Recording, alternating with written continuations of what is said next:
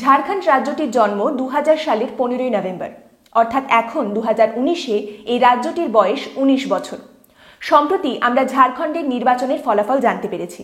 এবারে হেমন্ত সোরেন, যাকে বলা হচ্ছে যে তিনি ঝাড়খণ্ডের পরবর্তী মুখ্যমন্ত্রী হবেন, তিনি হতে চলেছেন ঝাড়খণ্ডের 11তম মুখ্যমন্ত্রী।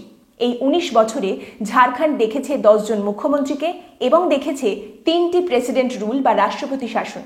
তাহলে বুঝতেই পারছেন, 10 জন মুখ্যমন্ত্রী, 3টি প্রেসিডেন্ট রুল বা রাষ্ট্রপতি শাসন। রাজনৈতিক ডামাডোলের দিক থেকে এই রাজ্যটি কিন্তু অন্য রাজ্যগুলোর থেকে মোটেই কম যায় না।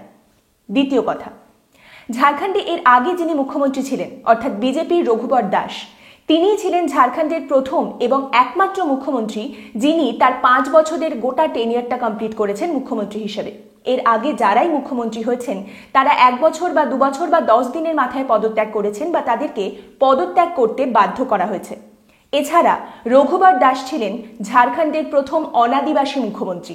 তার আগে যারাই ঝাড়খণ্ডের মুখ্যমন্ত্রী হয়েছেন, মানে অর্জুন মুন্ডা বা মধু কোটা বা শিবু সোরেন, তারা প্রত্যেকেই কিন্তু আদিবাসী সম্প্রদায় থেকে উঠে এসেছিলেন।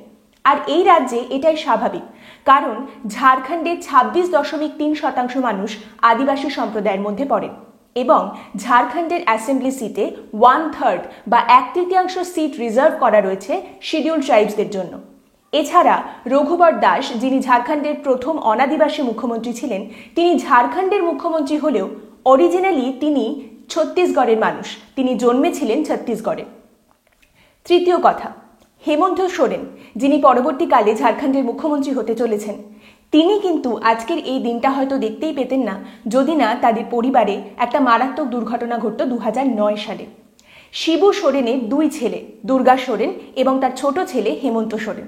শিবু সোরেন কিন্তু 2 ছেলের মধ্যে কাউকেই তার রাজনৈতিক উত্তরসূরি হিসেবে দেখেননি, কিন্তু 2009 সালে শিবু সোরেনের বড় ছেলে দুর্গা সোরেন মারা যাওয়ার পরে হেমন্ত সোরেনকে JMM বা ঝাড়খণ্ড মুক্তি মোর্চার সিনিয়র লিডারশিপের মধ্যে নিয়ে আসা হয় এবং আজকে 2019-এ সম্প্রতি ঝাড়খণ্ডের অ্যাসেম্বলি ইলেকশনের ফলাফল বেরোনোর পরে দেখা যাচ্ছে যে শিবু সোরেনের ছোট ছেলে হেমন্ত সোরেন ঝাড়খণ্ডের 11তম মুখ্যমন্ত্রী হতে চলেছেন। 4 নম্বর, সম্বিত পাত্রকে নিশ্চয়ই আপনাদের মনে আছে। ভদ্রলোককে কেই বা ভুলতে পারে। সম্বিত পাত্রকে যদি মনে থাকে তাহলে নিশ্চয়ই মনে আছে গৌরব বল্লভকেও। সেই গৌরব বল্লভ যিনি ডিবেটে একটি বেকায়দা প্রশ্ন করে সম্বিত পাত্রকে বেশ প্যাঁচে ফেলে দিয়েছিলেন। আর সেই প্রশ্নটা হলো, পেহলে আপ বাতাইয়ে ট্রিলিয়ন মে কিতনে জিরো হতে হ্যায়। যাই হোক, সেই গৌরব বল্লভ ঝাড়খণ্ডে এবার নির্বাচনে দাঁড়িয়েছিলেন। তিনি দাঁড়িয়েছিলেন জামশেদপুর পূর্বর সিটে রঘুবর দাসের বিরুদ্ধে, কিন্তু তিনি সেই সিটে এবারে জিততে পারেননি। ঠিক যেরকম তার সেই বিখ্যাত প্রতিদ্বন্দ্বী উড়িষ্যায় এবার লোকসভা নির্বাচনে জিততে পারেননি। 5 নম্বর, তাহলে রঘুবর দাসকে জামশেদপুর পূর্বর সিটে হারালো কে? রঘুবর দাসকে জামশেদপুর পূর্বর সিটে হারিয়েছেন একজন ইন্ডিপেন্ডেন্ট ক্যান্ডিডেট, সরিয়ু রায়। এইখানে একটা মজার কথা বলি, রঘুবর দাস জামশেদপুর পূর্বর এই সিটটিতে 5 বার নির্বাচনে জয়ী হয়ে এমএলএ হয়েছেন। 5 বারের এমএলএ রঘুবর দাসকে এবারের ঝাড়খণ্ডের নির্বাচনে হারিয়েছেন সরিয়ু রায়, যিনি কোনো দলের হয়ে দাঁড়াননি। তিনি দাঁড়িয়েছিলেন একজন নির্দল প্রার্থী হিসেবে। আরও মজার কথা হচ্ছে, এই সরিয়ু রায় কিছুদিন আগে পর্যন্ত বিজেপির সদস্য ছিলেন। শুধু তাই নয়, তিনি ঝাড়খণ্ডে বিজেপির একজন মন্ত্রীও ছিলেন। কিন্তু কিছুদিন আগে ঝাড়খণ্ড রাজ্যে রাজ্য সরকারের মধ্যে বেশ কিছু করাপশন চলছে, এই অভিযোগ তিনি জানান এবং সরিয়ু রায় এই অভিযোগ জানিয়ে নরেন্দ্র মোদীকে চিঠি পর্যন্ত লেখেন। এরপরেই সরিয়ু রায়কে বিজেপি থেকে বের করে দেওয়া হয় এবং তারপরে সরিয়ু রায় ঠিক করেন 5 বার যে জায়গা থেকে এমএলএ হয়েছেন রঘুবর দাস, ঝাড়খণ্ডের মুখ্যমন্ত্রী যে রঘুবর দাস, তার বিরুদ্ধে তিনি দাঁড়াবেন এবং তিনি তাকে হারাবেন। ফলাফল আপনাদের সামনে। 6 নম্বর, সরিয়ু রায়ের বিষয়ে আরেকটি গুরুত্বপূর্ণ তথ্য, জব তক রহেগা সমোসে মে আলু তব তক রহেগা বিহার মে লালু। সেই বিখ্যাত লালু প্রসাদ যাদবকে ফডার স্ক্যামে জেলের হাওয়া খাওয়ানোর পেছনে অন্যতম গুরুত্বপূর্ণ ভূমিকা ছিল এই সরিয়ু রায়ের। তাছাড়া ঝাড়খণ্ডের আরেক প্রাক্তন মুখ্যমন্ত্রী মধু কোটা, তাকে জেলে পাঠানোর পেছনেও সরিয়ু রায়ের অবদান কিন্তু কম ছিল না। যাই হোক, এই সরিয়ু রায় কিছুদিন আগে জানিয়ে দিয়েছেন যে তিনি জিতুন বা হারুন, তিনি পুরনো দলে ফেরত যাবেন না। তাছাড়া তিনি নতুন কোনো জোটেও প্রবেশ করবেন না।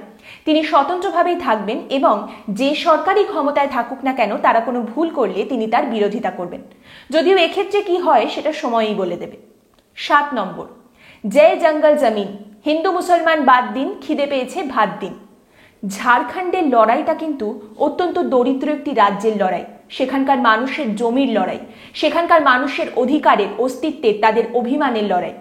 জানি এটা শুনতে হয়তো খুব ক্লিশে লাগবে, কিন্তু এই যে বড় বড় কিছু রেটরিক্স আছে, আর্টিকেল 370, দেশ খতরে মে হ্যায়, কাশ্মীর হামারা হ্যায়, মন্দির বহি বানায়েঙ্গে, এই জিনিসগুলো ন্যাশনাল পলিটিক্সে কাজে দিতে পারে, কারণ এগুলোর সঙ্গে মুড অফ দ্য নেশন জড়িত। কিন্তু একটা রাজ্যের নির্বাচন যখন হয়, তখন কিন্তু সেই রাজ্যের মানুষের লড়াইটা অনেক বড় হয়ে দাঁড়ায়।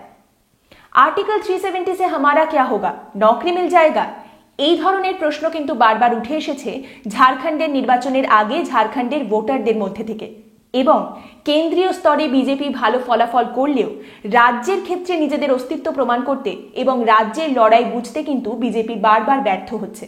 তাই এবারে হয়তো কেন্দ্র থেকে চোখ সরিয়ে তাদের রাজ্যের দিকে কিছুটা নজর দেওয়া দরকার, যদি তারা আরও একবার ঘুরে দাঁড়াতে চায়।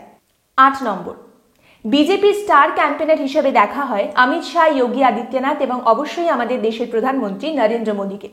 কারণ এনাদের বক্তৃতার মাধ্যমে জনগণকে নিজেদের দিকে আকর্ষিত করার একটা ক্ষমতা রয়েছে। কিন্তু এইখানেই ঝাড়খণ্ডের নির্বাচনের ক্ষেত্রে বিজেপির কোথাও একটা হিসেবে ভুল হয়ে গেছে।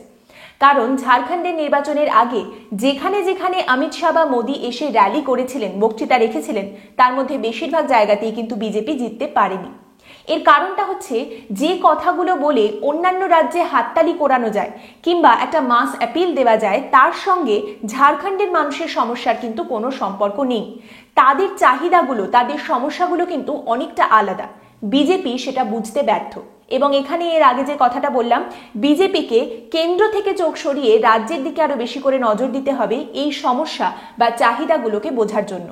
সব সময় রাজ্যের মন্ত্রীরা কিছু করবে না, শুধু জাতীয় স্তরের মন্ত্রীদেরকে এগিয়ে দেওয়া হবে, কিংবা রাজ্যের মন্ত্রীরা অপ্রিয় হলেও মোদী, শাহ এদেরকে সামনে দাঁড় করিয়ে সবটা ম্যানেজ হয়ে যাবে, এইটা কিন্তু হয় না। আর ঝাড়খণ্ড এটা আরো একবার প্রমাণ করে দিল। এইখান থেকেই আরো একটা প্রশ্ন উঠে আসছে, তাহলে এটাই কি শেষের শুরু? এখান থেকেই কি বিজেপির পতন? এর উত্তর হচ্ছে না। এই যে বিরোধীরা একটা কথা বলছেন, ঝাড়খণ্ডে বিজেপির ঝাড় হয়ে গেল এবং এখান থেকেই বিজেপির শেষের শুরু, এইটা ভাবা কিন্তু উচিত নয়। বিজেপি ঝাড়খণ্ডের এই হারের মাধ্যমে কিছুটা মচকালেও পুরোটা ভেঙে কিন্তু যায়নি। বিজেপির কঠিন পরীক্ষা সামনে আসছে, কিন্তু এখনো আসেনি। এর কারণগুলো কি সেটা জানতে হলে অবশ্যই চোখ রাখতে হবে আমাদের পরের পর্বে। এর পরের পর্বে আমরা কারণগুলো খুলে আপনাদের সামনে তুলে ধরব। আজকের পর্ব আশা করি আপনাদের ভালো লেগেছে। আপনাদের মতামত কমেন্টের মাধ্যমে আমাদেরকে অবশ্যই জানাবেন। নমস্কার।